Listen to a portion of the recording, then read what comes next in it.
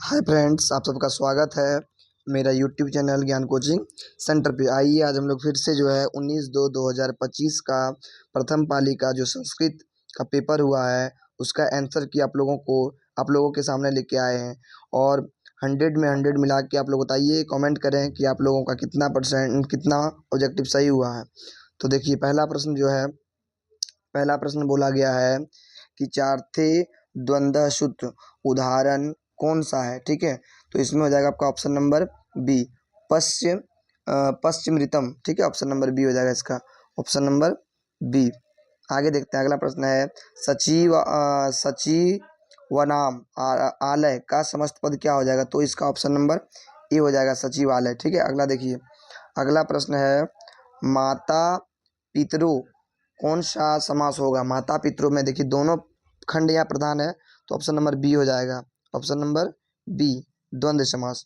युष्माकम का मूल शब्द क्या है। तो पता होगा कि युष्माकम का मूल शब्द क्या होता है, युष्मद, ऑप्शन नंबर बी। अगला प्रश्न देखते हैं, अगला प्रश्न है चत्वारः का मूल शब्द क्या है। तो चत्वारः का मूल शब्द है चत्वार। चत्वार क्या है, ऑप्शन नंबर डी। अगला प्रश्न को देखते हैं, प्रश्न संख्या 6। प्रश्न संख्या 6 है आपका, अस धातु लोट लाकार प्रथम पुरुष बहुवचन का रूप क्या होगा। प्रथम पुरुष बहुवचन का रूप क्या होगा।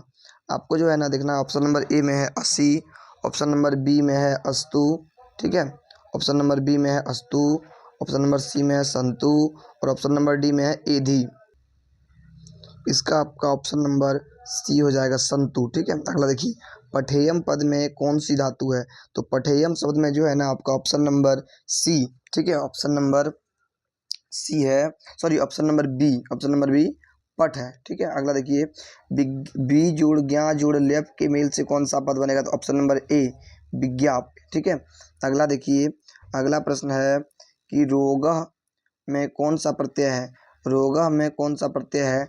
तो रोगह में जो है ना आपका ल्यूट प्रत्यय, ऑप्शन नंबर डी। अगला प्रश्न देखिए, क्री जोड़ कत्वुत के योग से कौन सा पद बनेगा।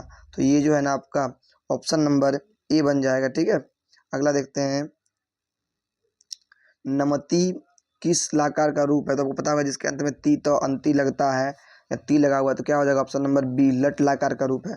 भू धातु का लोट लाकार मध्यम पुरुष एक वचन का रूप, ऑप्शन नंबर ए हो जाएगा, भव। ठीक है, आप लोग मिलाइए और मिला के कमेंट करें कि कितना ऑब्जेक्टिव आप लोग का सही है। और अगर वीडियो अच्छा लगता हो तो अधिक से अधिक शेयर करें और चैनल को सब्सक्राइब करें और वीडियो को लाइक ज़रूर करें। ठीक है, अगला प्रश्न को देखते हैं, अगला प्रश्न 13 नंबर है, शांति शांति पद में कौन सा प्रत्यय है। शांति पद में कौन सा प्रत्यय है।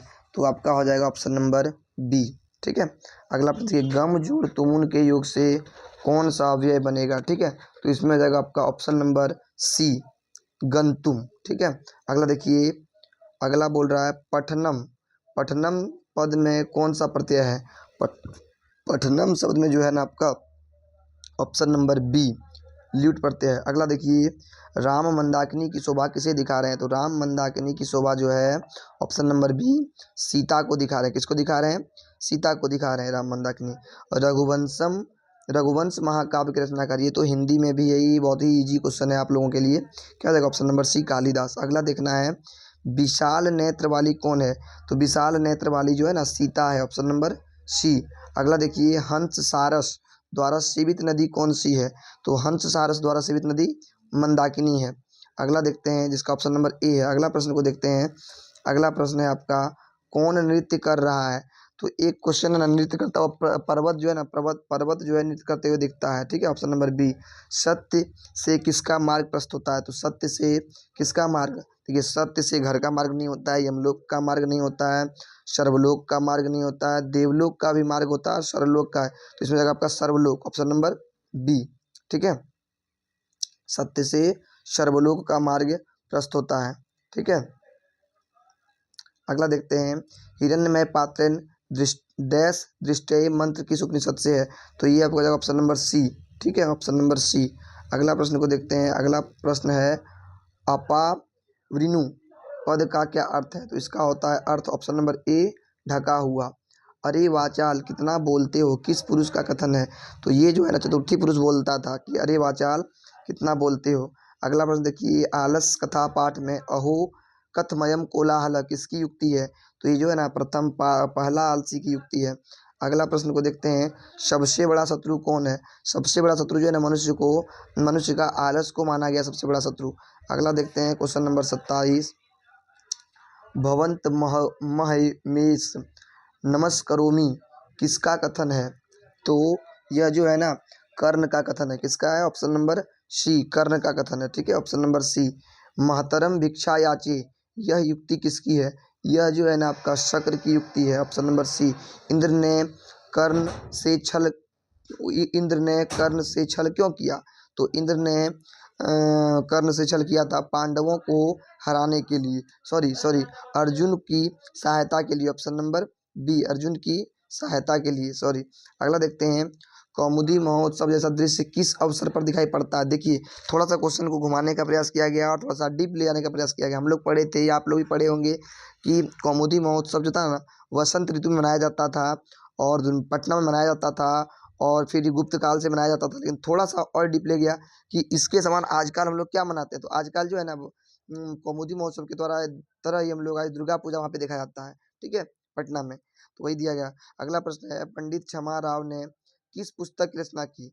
तो आपका ऑप्शन नंबर सी हो जाएगा। ठीक है, आपका आपका ऑप्शन नंबर सी हो जाएगा। क्या हो जाएगा? Option number C. ठीक है, Shankar Charitam, option number C. अगला देखिए, यज्ञ वालक ने आत्म तत्व की शिक्षा किसे दिया? तो अपनी पत्नी मैत्रेयी को। ठीक है, ऑप्शन नंबर ए। अगला प्रश्न को देखते हैं। अगला प्रश्न है, अ जोड़ ई के मेल से, तो अ जोड़ ई के मेल से क्या बनता है? ए, ऑप्शन नंबर सी। पूर्व रूप संधि का उदाहरण कौन सा है? तो इसमें जाएगा Ravana, Ravana, option number C. खगेश का संधि विच्छेद, खगेश का संधि विच्छेद आपका हो जाएगा खगजोड़ इसह, खगजोड़ इसह, ऑप्शन नंबर सी। अगला देखिए, व्याकरणम में कौन सा उपसर्ग है? तो व्याकरणम में जो है ना आपका कौन सा उपसर्ग है? वी उपसर्ग है, ऑप्शन नंबर ए। पित्रा किस विभक्ति का रूप है? तो पित्रा जो है ना आपका पित्रा जो है आपका तृतीया विभक्ति का रूप है, ऑप्शन नंबर ए। ठीक है, उसके अगला प्रश्न है, दात्री नाम का मूल शब्द क्या है? दात्री नाम का मूल शब्द जो है ना आपका दात्री है, ऑप्शन नंबर सी। ठीक है, अगला प्रश्न को देखते हैं। अगला प्रश्न आपका क्या है कि युष्मद शब्द का रूप प्रथम विभक्ति में क्या होगा? तो इसका ऑप्शन नंबर ए त्वम, क्या हो जाएगा? त्वम।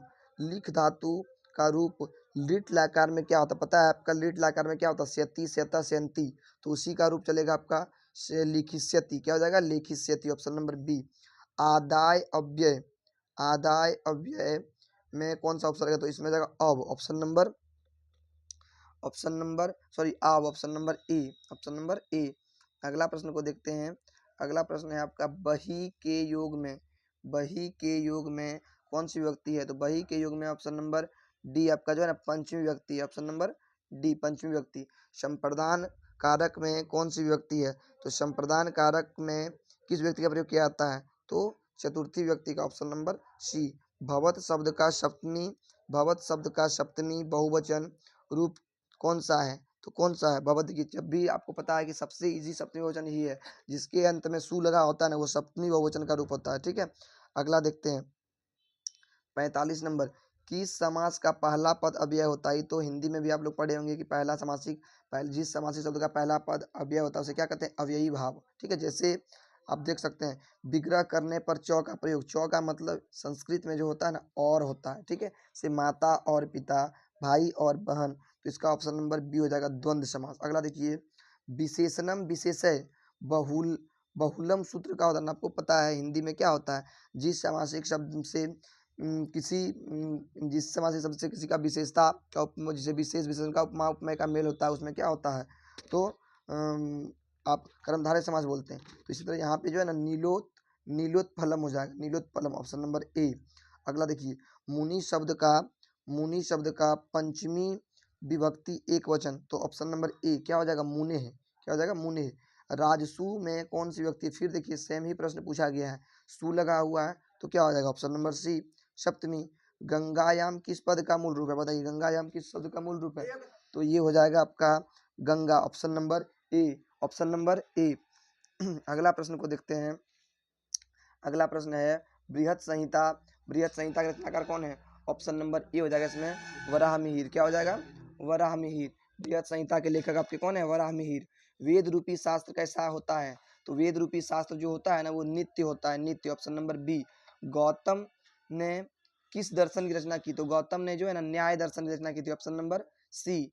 प्राचीन प्राचीन संस्कृति की पहचान किससे होती है? तो प्राचीन संस्कृति की पहचान जो है ना ऑप्शन नंबर बी संस्कारों से होती है। और हमारे भारत में जो है ना हमारे संस्कार को 16 वर्गों में बांटा गया है। आपका ये भी प्रश्न पूछा गया कि संस्कार कितने हैं, तो ये भी प्रश्न आपको देखिए आगे मिलेगा। और आप लोगों से बोलना चाहते हैं अगर आप लोगों को वीडियो अच्छा लगता है तो अधिक से अधिक सपोर्ट करें और मेरे वीडियो को लाइक करें और मेरे चैनल को सब्सक्राइब करें और अधिक से अधिक वीडियो को शेयर करें, ताकि आप लोगों के बीच हम हर सब्जेक्ट का आंसर की दे सकें। और इस बार क्लास 10th का, क्लास 11th का और क्लास 12th का भी आप लोगों के बीच वीडियो लेके आएंगे क्लास का, ठीक है? तो आप लोगों को दिक्कत ना हो और आप लोगों का रिवीजन होता रहे, ठीक है? अगला प्रश्न को देखते हैं। और जितना भी आंसर देने का प्रयास कर रहे हैं सब आपको 100% हम सटीक देने का प्रयास कर रहे हैं, ठीक है?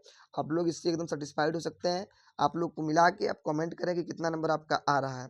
अगला प्रश्न देखते हैं। साहित्य ग्रंथ में केशांत संस्कार का नामांतरण किया गया। तो केशांत संस्कार का नामांतरण जो है ना अभी गौदान कर दिया है, ठीक है? गौदान संस्कार से भी हम लोग जानते हैं केशांत संस्कार को। देखिए स्वामी दयानंद का परिवार किसका उपासक था? तो स्वामी दयानंद का परिवार पूरा जो ना शिव का उपासक था, उनके घर में शिव के परिवार का। स्वामी दयानंद का निधन कब हुआ? तो इनका निधन जो है ना 1883 में हो गया था, ऑप्शन नंबर सी। अगला प्रश्न देखते हैं। कौन प्रसाद खा रहा था? तो शिव के ऊपर चढ़ा प्रसाद को चूहा खा रहा था, ऑप्शन नंबर ए।